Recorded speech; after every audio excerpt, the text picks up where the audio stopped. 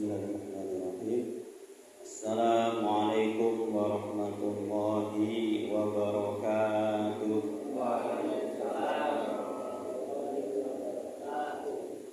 Alhamdulillahilladzi 'allama bil qalam 'allamal insana ma lam ya'lam.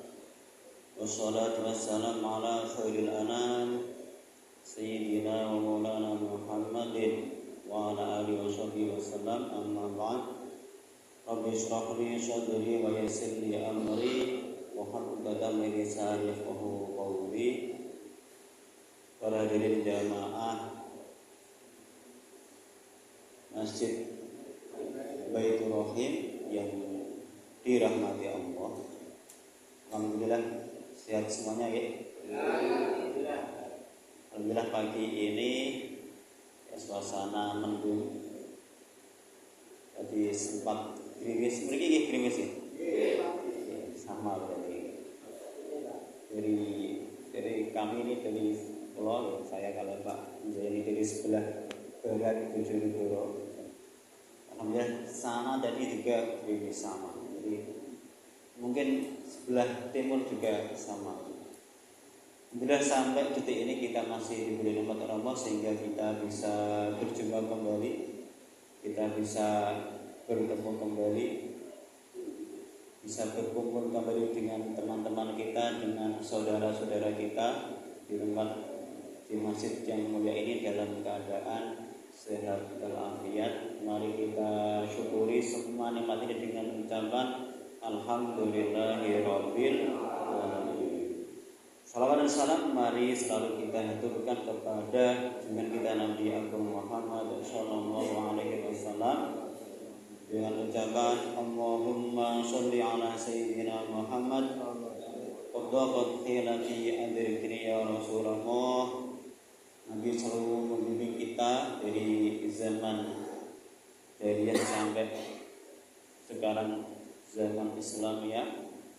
Dan dengan ucapan sholawat tadi semoga kita semua kita benar-benar diakui menjadi umatnya Nabi Muhammad dan besok berhak mendapatkan syafaatnya Nabi Muhammad. Para hadirin yang dirahmati Allah, pada pagi ini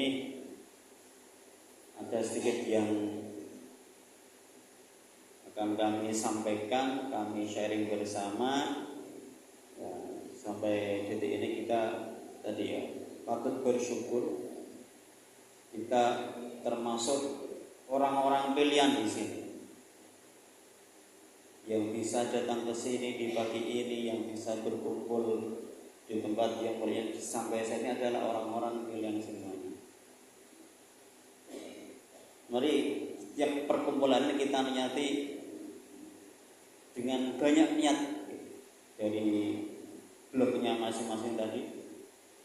Bisa niati yang pertama mau sholat, yang kedua mau silaturahim dan ketemu teman-temannya, mau iktikaf,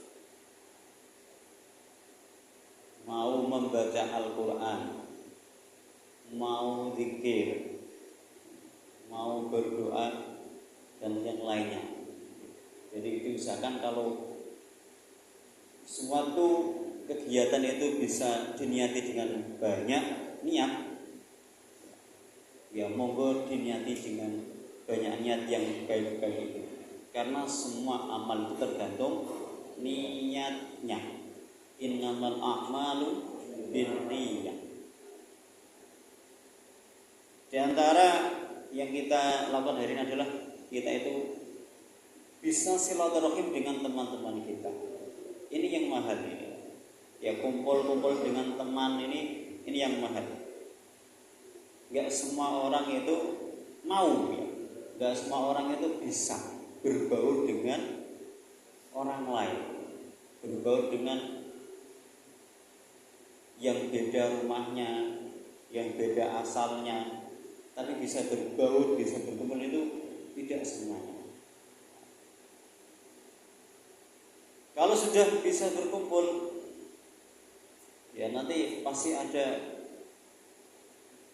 yang mungkin diomongkan, bisa saling sharing, saling curhat, nanti bisa plong semuanya. Jadi saya itu punya teman ya, punya pernah bercerita gitu. Jadi dia itu punya teman yang katanya itu terkena namanya sakit liver. Setelah ditanya sama teman saya itu, ya, kamu kegiatanmu tiap hari apa? Dia jawab, ya koyo biasanya mas, seperti biasanya. Tiap hari kerja, pagi berangkat kerja, pulang sampai rumah nanti malam. Tiap hari gitu. Pagi kerja sampai kembali lagi sampai rumah sudah malam. Terus dikasih saran sama temannya, coba kamu itu sekali-kali itu kumpul sama teman-teman itu, nongkrong. Kalau biasa di luarnya nongkrong, ngopi-ngopi sana. Kalau di warung kopi itu kan, ya pokoknya tempat kumpul ya, itu kan pasti ada bahasan ya, pasti ada bahasan. Yo podo guyon, ya, saling bercanda, saling gojol-gojolkan. Itu kan nanti semua itu terasa plong tadi. Pokoknya saling bercerita curhat-curhatan tadi, sehingga pikirannya itu lost. Biasanya sekarang gitu, lost semua. Tertawa bareng-bareng ya, guyu bareng-bareng ya, keras-kerasan, banter-banteran guyu ya, sehingga itu pikirannya lost. Itu yang mahal itu. Jadi ada penyakit itu yang disebabkan itu karena pikiran tadi. Terlalu banyak mikir, terlalu banyak dipikirkan, yaitu diantaranya tadi bisa terkena banyak penyakit. Salah satunya juga penyakit liver tadi. Ya, ternyata itu dilakukan sama temannya tadi, benar-benar dipraktekkan. Ya, sekali-kali dia ngopi, ya, nongkrong sama teman-temannya di tempat nongkrong itu ya tadi, kayak ngobrol ke sana ke sini, pokoknya terserah. Sehingga plong kiranya tadi, ya, berjalan hari, berjalan minggu, alhamdulillah ya, dengan bersihnya pikirnya temannya ini ya, nggak ada yang dipikirkan, ya pokoknya ya, yang tidak penting nggak dipikirkan, alhamdulillah sembuh. Jadi itu dulu juga waktu corona yang menyebabkan banyak korban juga karena pikiran itu. Makanya benar kata Nabi, di antara faedah silaturahim itu memperpanjang umurnya jadi panjang, karena tadi ya ketemu teman lama kan jadi bahagia, karena ingat masa-masa dulu bersama, mungkin lama gak ketemu ya, ketemu lagi kan cerita-cerita ya, sehingga bahagia hatinya. Silaturahim juga memperbanyak rezeki. Ya, kalau orang bertamu, ya, kalau adat kita kan pasti nggak mungkin dianggurkan gitu ya, minimal ya dikasih minum, ya kan? Kalau kita bertamu, nggak cuma minum kan, kadang ada gorengan, ada jajannya, bahkan bisa sampai dikasih makan. Nginep pun nggak apa-apa, pasti ada rezeki. Makanya tadi menambah umur juga menambah rezeki. Makanya tadi ya, kalau kita bisa seperti kegiatan ini ya tadi, salah satunya nanti dengan silaturahim. Jadi di sini juga bisa, karena silaturahim itu kan bertemu terus. Ya tadi berlanjut ke hal-hal yang berlanjut. Terus ini juga kita sudah masuk bulan Muharram.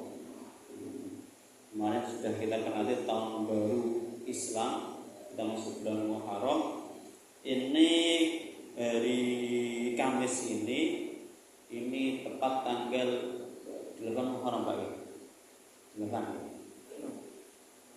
7. Pokoknya di bulan Muharram ada hari-hari yang disunahkan untuk berpuasa. Yang pertama puasa Tasu'a, itu tiap tanggal 9 Muharram. Misalnya tepat besok hari Sabtu. Terus hari Ahadnya disunahkan lagi puasa Asyura. Tasu'a itu artinya 9. Kita di tanggal 9 Muharram. Kalau Asyura itu 10. Tanggal 10 Muharram. Kalau bisa kalau mampu monggo puasa besok di hari Sabtu dan hari Ahad. Tapi yang lebih utama di hari Ahadnya, Asyuranya. Ya kalau nggak bisa 9-10 ya minimal tanggal 10-nya. Itu misalkan Kenapa kita disunahkan puasa di 2 hari ini? Kalau dulu Nabi itu beliau hanya sempat berpuasa di tanggal 10-nya. Tapi juga beliau berpesan, seumpama aku hidup sampai tanggal 9 itu, maka aku akan berpuasa di hari itu tanggal 9. Jadi Nabi dulu belum sempat puasa di tanggal 9 atau Tasu'a. Tapi seumpama beliau itu sampai ketemu dengan tanggal 9 Muharram, maka beliau akan berpuasa. Makanya kita disunahkan untuk berpuasa di tanggal 9 dan tanggal 10. Untuk tanggal 10 itu kenapa beliau berpuasa? Karena di tanggal 10 ini banyak peristiwa agung di dalamnya. Termasuk Nabi Musa itu selamat dikejar oleh Raja Fir'aun di tanggal 10. Nabi Adam bertemu lagi dengan Ibu Hawa juga tanggal 10. Nabi Nuh selamat dari banjir besar itu juga tanggal 10. Makanya di tanggal 10 ini termasuk yang puasa tidak hanya kita orang Islam, tapi orang Yahudi juga berpuasa. Karena tadi memperingati Nabi Musa yang selamat dari kejaran Fir'aun tadi. Lewat laut tadi itu, laut dibelah, beliau lewat selamat itu di tanggal 10. Orang Yahudi puasa dari itu. Terus kata Nabi, aku orang Islam lebih berhak puasa di tanggal itu. Makanya Nabi puasa. Jadi kalau orang Yahudi itu mengagungkan Nabi Musa sampai ketika Nabi Musa di tanggal itu selamat dari kejaran Fir'aun itu berpuasa di hari itu tanggal 10 itu. Kemudian untuk membedakan itu, maka Nabi Musa memperintahkan umatnya untuk berpuasa juga di tanggal 9. Jadi kalau yang sempat hanya puasa tanggal 10, pokoknya tadi ngikuti Nabi Muhammad, ikut sunnahnya Nabi Muhammad, bukan yang ikut Yahudi tadi. Karena Yahudi puasanya hanya di tanggal 10. Kalau yang sempat dua-duanya alhamdulillah puasa di tanggal 9 dan puasa di tanggal 10. Itu untuk pagi ini, semoga bermanfaat, semoga bisa dipraktekkan dan semoga kita selalu istiqomah dalam menjalankan perintah-perintah Allah. Kita diberi kekuatan dan kesabaran dalam menjalankan perintah-perintah Allah dan menjauhi larangan-larangannya. Itu yang dapat kami sampaikan, semoga bermanfaat. Kurang lebihnya mohon maaf. Akhirul kalam, wassalamualaikum warahmatullahi wabarakatuh.